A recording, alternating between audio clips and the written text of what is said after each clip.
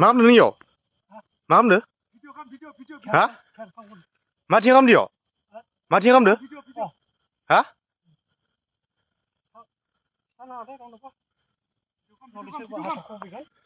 मा खालामदों नोंनियाव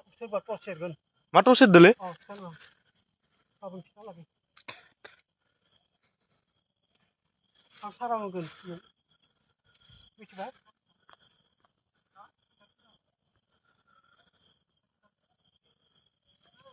ओइ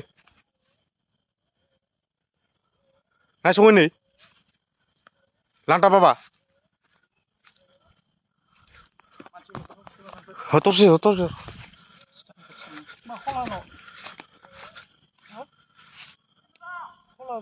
मा फैदों नोंनियाव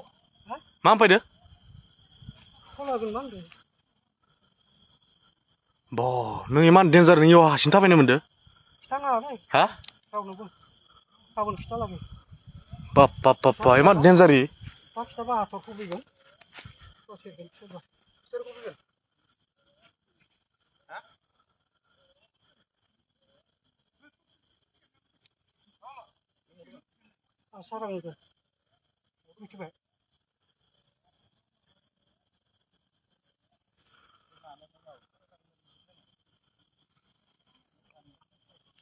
ओइ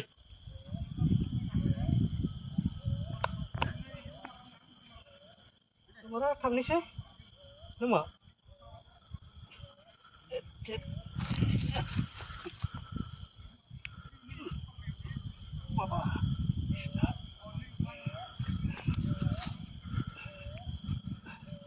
थांसै